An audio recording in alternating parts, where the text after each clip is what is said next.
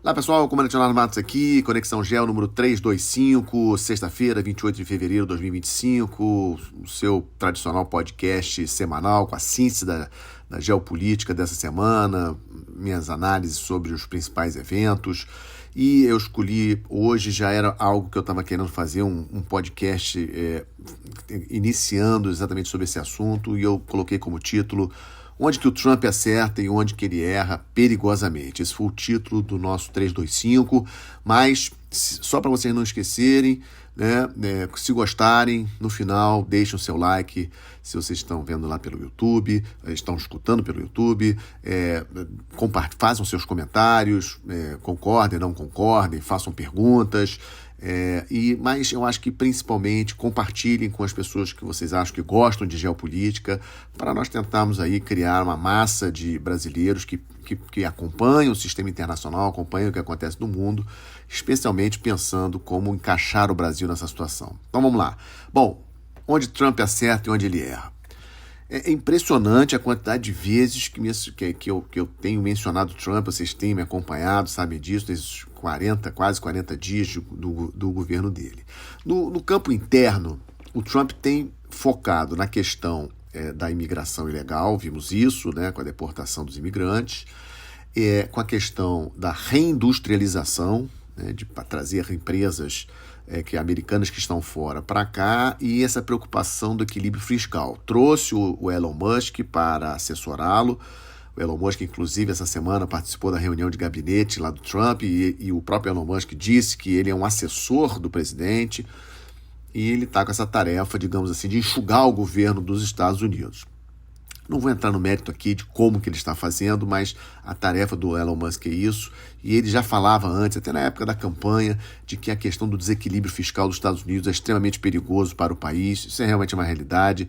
Os Estados Unidos têm uma dívida enorme, e só de juros da dívida paga mais do que ele gasta com defesa todos os anos. É mais de $1 trilhão que os Estados Unidos pagam por ano, gastam por ano, né, com juros da dívida que os Estados Unidos possuem. Então isso é um ponto importante. O Elon Musk já dizia isso. O Elon Musk foi chamado pelo Trump para ajudá-lo no governo, e o Elon Musk está tentando fazer isso, logicamente com erros e acertos, mas não vou entrar nesse detalhe, a gente até não tem tempo para isso. Só que tem um ponto aqui, essa guerra de tarifas que o Trump tem defendido. Aliás, ontem ele confirmou que no dia 4, ou seja, na semana que vem, 4 de março, vai realmente aplicar tarifas contra Canadá, contra México, 10% contra a China, e falou também que vai aplicar 25% de tarifa contra a União Europeia. Inclusive, isso aí foi quarta-feira, inclusive ele disse que a União Europeia foi criada para prejudicar os Estados Unidos. Então, assim, essa guerra de tarifas, tudo que eu tenho lido, tenho escutado aí de economistas importantes, americanos inclusive, eles dizem o que é mais ou menos óbvio, que quando você aplica tarifa em produtos que são importados de outros países, esses produtos chegam mais caros nas prateleiras dos Estados Unidos. A princípio, você facilita a produção interna de vários desses produtos, mas num primeiro momento terá inflação. Então a inflação ainda é um problema nos Estados Unidos, ainda dói no bolso do americano. Logicamente que o americano que votou no Trump votou em novembro, então ainda está muito recente, mas daqui a pouco isso ele vai sentir. E ano que vem, novembro do ano que vem, tem eleições de meio de mandato para deputados e senadores nos Estados Unidos. Então o Trump tem que tomar cuidado com essa guerra de tarifas no sentido interno. Depois eu vou falar da parte externa. Então, unicamente do ponto de vista interno, acho que essa questão de guerra de tarifas indiscriminada, 25%, eu acho que é perigoso, né, para os Estados Unidos mesmo, em termos de inflação, etc. Agora vamos para a parte externa.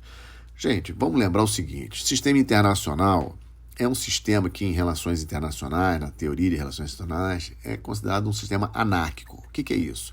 Não tem um presidente no mundo, não tem ninguém que governa o mundo. Então, no final das contas, quem manda no mundo é quem tem mais poder. Poder econômico, poder militar. Isso é importante a gente entender. A ONU não manda no mundo. O Conselho de Segurança da ONU não manda no mundo. Quem manda no mundo são as grandes potências, os países que possuem poder militar forte, países que possuem economia forte. Então, não esqueçam disso. Qual é a grande estratégia dos Estados Unidos? Qualquer presidente, Trump, Biden, Bush, qualquer um, Obama, é que os Estados Unidos se mantenham na primeira posição global. Os documentos estratégicos dos Estados Unidos de mais alto nível falam claramente. A China é o grande inimigo dos Estados Unidos. A Rússia é importante, a Coreia do Norte é importante, o Irã é importante, mas o grande inimigo dos Estados Unidos é a China. A China é o país que tem condições de superar os Estados Unidos na primeira colocação. Então, sempre que vocês analisarem qualquer questão internacional envolvendo os Estados Unidos, vocês não podem perder de vista essa situação. E aí, só que qual é o meu ponto em relação a isso? É que o Trump, ele atualmente, né, esse segundo governo dele, ele tem um gabinete que é formado somente por gente que concorda com ele, né? E muitos ali, inclusive, acabam até amplificando as ideias do Trump. Então a gente tem visto muito nesses quase 40 dias o Trump voltando atrás em algumas coisas. Tinha dito que era para tirar 2 milhões de palestinos lá na faixa de Gaza, aí depois disse que não iria exigir, porque ele viu a dificuldade disso. O próprio Egito disse que não ia receber, Jordânia disse que não ia receber esses palestinos lá da faixa de Gaza, a Arábia Saudita, que é um grande país ali da região, discordou totalmente do Trump, e ele acabou recuando um pouquinho, dizendo que não fazia questão que esses 2 milhões saíssem de lá, mas essa semana postou aquele vídeo que eu comentei no Minuto Conexão Gel, que eu achei um vídeo lamentável para ser postado pelo presidente dos Estados Unidos. Então ele postou na sua mídia, né, no seu canal especificamente, um vídeo sobre a faixa de Gaza, botando lá Trump e Gaza, ou seja, uma coisa aí de uma Riviera, como se fosse realmente aquela Riviera que ele tinha falado antes, que ele transformaria Gaza. No momento em que Gaza está destruída, 45 mil pessoas morreram, 18 mil crianças nisso aí, muita destruição. Então, assim, achei o vídeo inadequado, especificamente vindo do presidente dos Estados Unidos. Com relação à questão da Rússia, lembram que ele tinha falado que o Zelensky, na semana passada, ele tinha chamado o Zelensky de ditador porque não dava eleições? Pois bem, ontem, junto com o primeiro-ministro do Reino Unido, ele desconversou, disse que não, disse que a Ucrânia é muito bravo, que ele se entende muito bem com o Zelensky, até porque ele vai se encontrar hoje com o Zelensky. O Zelensky vai hoje para os Estados Unidos, vai se encontrar com o presidente Trump, aliás, já está voando para os Estados Unidos, vai se encontrar com o Trump para assinar aquele tal de acordo em relação às terras raras, aos minérios raros. Então, o problema que eu vejo com o Trump nesse governo, nesse segundo governo dele, é que ele não está com nenhum filtro, né? Ele não tem ninguém ali no gabinete dele com força para chegar para ele e falar assim: presidente, calma, não fala isso. Não então ele está totalmente solto. Então ele às vezes fala coisas que não deve, depois ele acaba, né, reconsiderando. E isso eu acho que é um sinal de fraqueza para qualquer presidente. Mesmo o presidente do maior país do mundo, a continuação desses tropeços, né, que o Trump faz, eles acabam, digamos assim, desgastando ele. E aí que eu vou entrar na questão, né, veja bem, dos acertos e dos erros. Acertos em relação à política da guerra da Ucrânia. É lógico que a Rússia errou ao invadir a Ucrânia. Aliás, a Rússia, como eu disse na minha síntese do conflito essa semana, lá na segunda-feira, no Minuto Conexão Gel, especial que eu fiz, a Rússia já sai enfraquecida dessa guerra, na minha opinião. A Rússia não conseguiu conquistar aquilo que disse que ia conquistar. O Putin está doido para terminar essa guerra, não devia ter começado e, logicamente, ele está totalmente errado. A Ucrânia tinha direito de entrar para a OTAN como um país livre? Lógico que tinha. Só que, pensando geopoliticamente, os Estados Unidos tinham que ir, a OTAN tinha que chegar e falar assim: Ucrânia, olha, não dá para você entrar para a OTAN. Por quê? Eu não quero provocar a Rússia, não me interessa provocar a Rússia. E aí peço a vocês voltarem para aquilo que eu falei sobre a grande estratégia dos Estados Unidos, que é conter a China. Depois da anexação da Crimeia em 2014 e o início das sanções econômicas contra a Rússia, lentamente a Rússia começou a aumentar a sua parceria com a China. E, logicamente, com a invasão, a partir da invasão de 2022, o comércio bilateral entre Rússia e China cresceu muito. Vocês lembram que o Putin foi à China um pouco antes da invasão lá na Ucrânia, conversar pessoalmente lá com Xi Jinping, provavelmente para, tipo assim, dizer o que ia fazer, etc., e assegurar o apoio da China, pelo menos em termos econômicos. Então, a Rússia hoje muito mais próxima da China. Muita gente fala que existe realmente uma relação pessoal entre o Putin e o Xi Jinping, mas eu não compro muito essa ideia. Eu acho que são dois líderes muito frios, muito calculistas, estão vendo o interesse dos dois países. Os dois países, logicamente, a Rússia economicamente muito mais fraca do que a China, mas a Rússia tem coisas que a China quer, por exemplo, petróleo, por exemplo, gás, por exemplo, fertilizantes, minerais, etc. Então, a China quer isso da Rússia, é interessante para a China ter isso da Rússia, e, obviamente, que a China tem aí como grande objetivo final ultrapassar os Estados Unidos e ser o principal país do mundo. Então, lógico que quem olha a estratégia do Trump em relação à Ucrânia perdendo esses 20% do território, o Trump falando dessa questão aí dos minerais, que nós vamos ver aí hoje, como é que é exatamente esse acordo, está um pouco cinza esse acordo em relação aos minerais estratégicos lá da Ucrânia, que os Estados Unidos está fechando. Mas o Trump ele vai terminar uma guerra que, obviamente, já matou muita gente, já feriu muita gente. E por quê? E o objetivo principal dele, por isso ele não tem falado mal do Putin, por isso é que os Estados Unidos na segunda-feira votou no Conselho de Segurança da ONU junto com a Rússia. O Trump está todo preocupado de tratar bem o Putin para que esse acordo de paz saia desse jeito. E esse acordo de paz saindo desse jeito é sim uma derrota para a Rússia. Ele vai ter conquistado apenas 20% do território da Ucrânia. É sim uma derrota para a Rússia. Trump vai fechar esse acordo, vai tentar lentamente ir trazendo a Rússia de volta para o Ocidente, as empresas vão voltar lá para a Rússia, as empresas multinacionais vão voltar para a Rússia, para tirar um pouco a Rússia do colo da China. Essa é a grande estratégia do Trump. Essa semana o Macron foi lá na segunda-feira, ontem o primeiro-ministro, o Starmer, primeiro-ministro do Reino Unido, foi lá, e vocês viram que todos os dois trataram muito bem o Trump, falaram muito bem com o Trump, etc. Ninguém vai falar mal do Trump.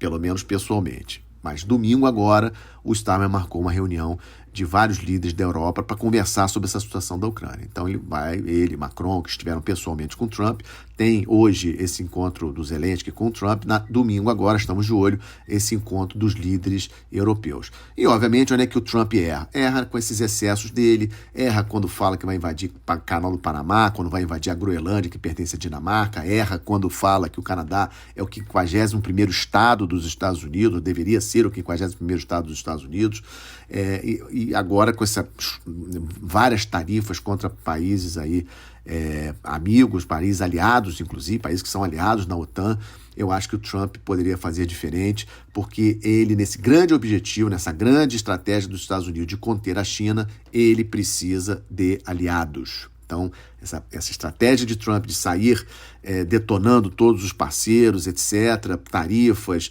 essa questão do 50º estado para o Canadá, ameaçando invadir a Groenlândia, que é da Dinamarca, isso tudo eu não acho positivo para os Estados Unidos, e obviamente que a Europa está discutindo muito isso. A Ursula von der Leyen, que é a presidente do Conselho Europeu, da União Europeia, estava ontem com quem? Estava ontem com Narendra Modi lá na Índia. A Europa precisa de buscar, incrementar com outros parceiros, porque perde a confiança dos Estados Unidos, e os Estados Unidos precisam dos seus aliados para poder conter a China. Então, erros e acertos do Trump, essa é a minha primeira parte do Conexão Gel de hoje. Segunda parte, tenho que falar, domingo tivemos as eleições na Alemanha. A Alemanha é a maior economia da Europa, logicamente um país importantíssimo, tem crescido bastante em termos de orçamento de defesa. A Alemanha, não podemos esquecer, um país que tem história, Primeira Guerra Mundial, Segunda Guerra Mundial, a Alemanha também, maior população da Europa.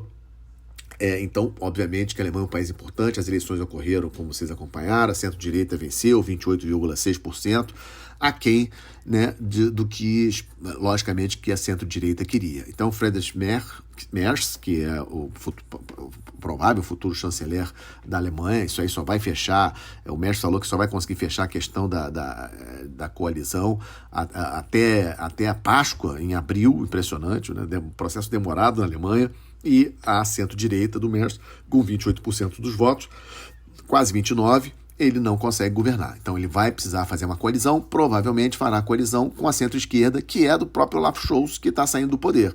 A centro-esquerda foi muito mal, a centro-esquerda ganhou 16% dos votos. O destaque nessas eleições foi a extrema-direita do AfD e a extrema-esquerda do Left, que é o partido de extrema-esquerda, conseguiu 8,6% dos votos, e o AfD da extrema-direita conseguiu quase 21% dos votos. Eu diria, só para finalizar essa questão da Alemanha, que o Merz precisa fazer um excelente governo. A centro-direita precisa fazer um excelente governo, a Alemanha precisa se arrumar, a economia alemã está patinando nesses últimos 3 anos, porque se não acertar, daqui a 4 anos, eu acho que tem grandes possibilidades do AfD, bem mais radical, bem mais incisivo, especialmente com a questão da política contra os imigrantes, deverá vencer as eleições de 2029.